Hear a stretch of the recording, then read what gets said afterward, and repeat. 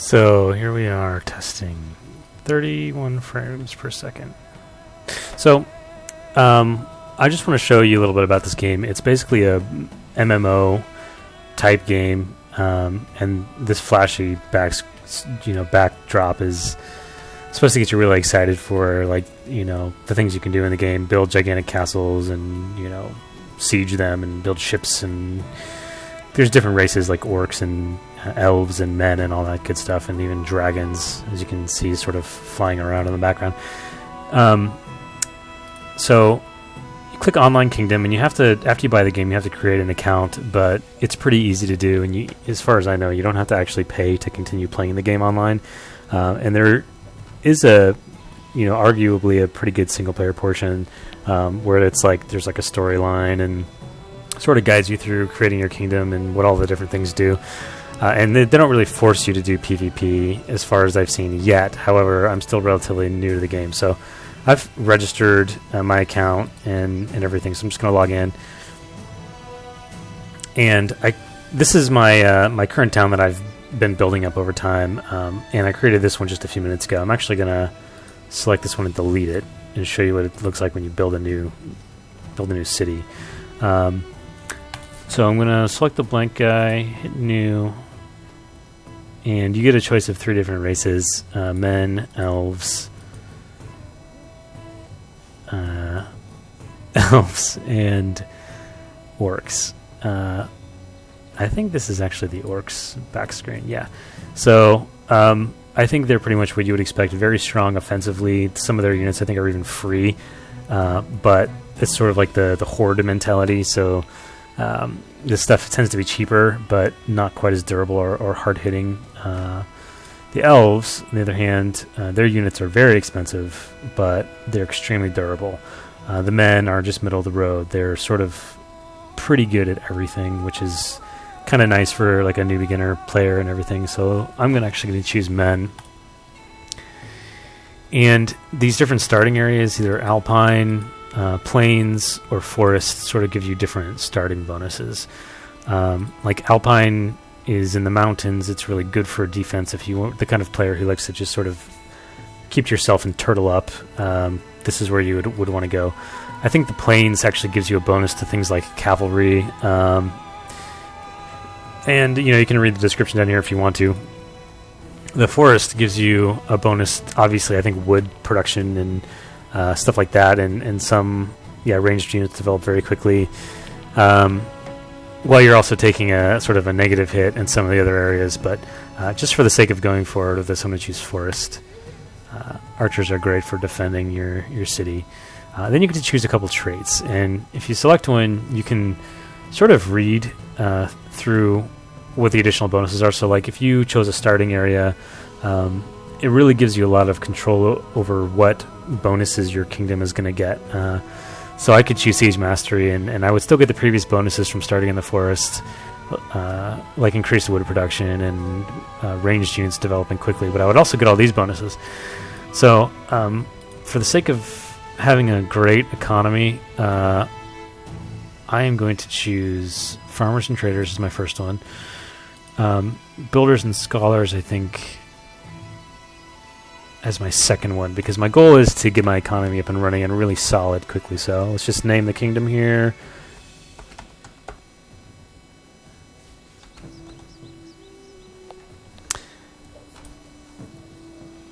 And just sort of verify this is what we've got. Yeah, let's go for it. So the graphics are not super bleeding edge or anything, but at first when I started the game, I was a little bit put off by it, but as I've played the game for a little while and gotten really engaged in the city building part of it, I've just come to kind of find it a little bit endearing. So I'll show you this later on, but for now, I want to show you what happens when you first start the game. There is a tutorial. It's mostly text-based, just walks you through some very basic things. However, this video that I'm about to go through with you will show you everything that's in the tutorial, so you don't have to put up with it. So let's go ahead and enter the world. And I have yet to find anything really useful in the tips. Some of thy workers are doing nothing. After King Hamelon was murdered, the Menthorns rose up against his son and true heir, Prince Arion. But their rebellion was crushed before the walls of Dagbor. And this is most likely some backstory that you will not care about one bit. But that's okay, because the meat of the game is not in the story. The story's like a little vehicle to get you the basics of the game, basically. As well as the houses of Dagbor and Thorndale. And this piece of rich land was granted to you for your brave deeds in the war against the Orc and Menthorn scum.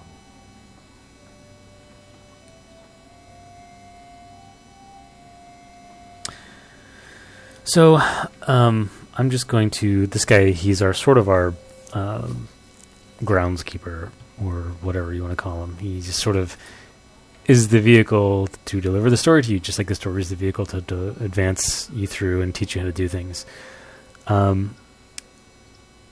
So basically, where's the bloody enemy? Things in this game are a little bit unintuitive. Like, if you want to speak to this gentleman here, you need to select your hero avatar, and I guess that's a good place to start. Like, you have a hero character, which is your kingdom's or your estate's lord, and he can be leveled up through combat, and he can do lots of different things like heal nearby units over time, mass heal himself for a great deal of hit points, give everybody a combat boost that's around him and while they're in battle. So to speak to characters that have obvious question marks or exclamation points over their head, which would be like, quests or whatever, you need to select your avatar and then also left click on the guy you want to talk to. Then you get a nice little cutscene where they're discussing things. So yeah, there's some things that require our attention. Blah blah blah. Peasants.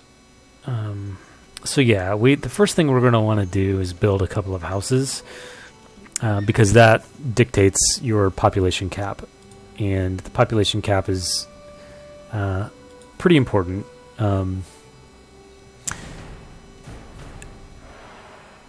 But I'll get to that in just a second. So you can actually move over your entire territory, and as you can see, it's quite a nice piece of land. And you may have noticed these sort of icons on the ground here. The thing about this game is you can only build on these plots, which are sort of in pre-designated spaces. Now, as your kingdom grows, you can, and as your kingdom gets more gold and other resources that you see up here, you can purchase more building plots to get further along. So on that note, up here you have, this is your entire kingdom's treasury, basically. So you've got 600 food, 2,000 wood, 350 stone, and then a resource cap. What that does is basically, this is dictated by the size of your kingdom or how advanced your kingdom is. And right now our resource cap is 5,000. So all of our resources pulled together can't total more than 5,000 because we just don't have the room to store it all. Additionally, this 5,000 cap dictates how much gold, the size of your treasury. So you can't have more than 5,000 gold, which is a bit odd, but it's a gameplay mechanic. What are you going to do? So housing, as you can see up here, there's a population cap, and there's a couple of numbers, basically. How many units you have versus how many you can sustain here in your home territory. So idle workers, yeah. So the way you increase your population cap is by building houses. And so right now we have no houses, and we have not only two groups of peasants, which each count as one unit for up here, but we also have some swordsmen. So first thing we're going to probably want to do is build a few houses, and we've got 2,000 wood, so we can afford to build a few. So you click build a house, and the houses, which increase your population cap, just sort of sprout up in a very organic way around your territory, which is actually quite nice.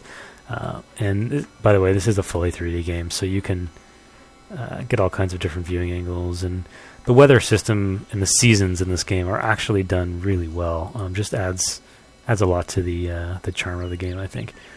structure is ready. So one house is down. Probably should build a couple more. And you should see them sprouting up here. Yes.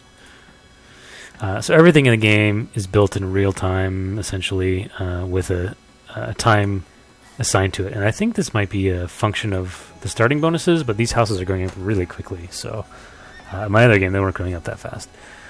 Lovely day for you. Your peasants are going to be your workforce. They're going to do all the menial tasks: gather wood, gather food, gather stone, gather gold from gold mines, loot corpses after battles, carry things when they accompany your army across the world map, and so on. So the way you order your peasants around is you sort of left-click to select. You can see I'm selecting lots of different units over here. Once you select a unit, you get all the info for the unit over here. It's not really pretty, but it is functional. You can see things come in what they call battalions. So you build groups of units. You don't build individual units. And when you choose to build peasants, for example, you get this battalion or this group of peasants. So there's 10 of them. This tells you that there are 10 of 10 in this group. Some can die, so you can have like 5 of 10, and obviously that affects their efficiency. This red potion is their health. This blue potion is their stamina. This sword is their attack strength. They're not very good at attacking. Right, how do we tell our peasants to do things? I can tell you right now that you're going to want to get a lot of wood. Start gathering a lot of wood, and you're going to want to gather a lot of everything, actually. So, but all the buildings that we're going to do right off are going to require a lot of wood. So, I want these guys to start collecting wood. I'm going to go over here to the Task Worker button.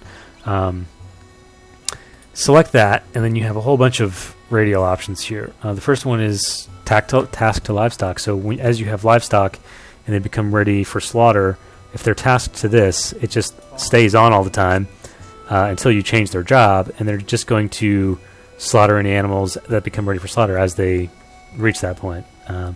If you have mills with farms and whatnot, you can select them to plant gathering and harvesting the fields, which incidentally can only be done in the non-winter months. We want them to collect wood. So if we task them to select wood, they will automatically go to the nearest source of wood and then begin collecting. Now, there are resource drop-off points. So like this right here, which is your town hall, it's kind of your universal resource drop-off point. There's a lot of other icons here which you can probably explore on your own, but just real quickly, like if you wanted to buy some more peasants, you'd have to make sure that your population limit would support it, and then you could look at training another group of peasants. It's going to cost 1 population unit, and it's going to cost 135 food. So if I wanted more peasants, I would go ahead and just click that. And as you can see, the peasants, it tells me that it's building 1 more unit of peasants, and it gives me the percentage towards completion of training the peasants. If your buildings become repaired, you can click this to repair them automatically. These are upgrades to like fortifications for your town, which you will get later. Also efficiency upgrades for like gathering things. So yeah, the Motte and Bailey is probably the first upgrade that we're going to get. You can buy more town plots here. I sort of mentioned that earlier. Build houses. So resource drop-off points. You may notice that trees are a little far away from the resource drop-off point, so it kind of takes them forever to get all the way over there and all the way back. Additionally, if you explore around, you'll find things like stone quarries, where stone can be mined, and I think there's a gold mine. Yeah, and there's a gold mine here where your peasants can go and mine gold. So if you decide that it's taking... Oh, you know what? Our peasants are getting slaughtered over here by goblins. We want them to come back. So yeah, you move units around by left-clicking them to select them, and then right-clicking on a piece of ground. I don't know if you noticed, but there are some monsters sort of around here waiting to get cleared out. Goblin prowlers.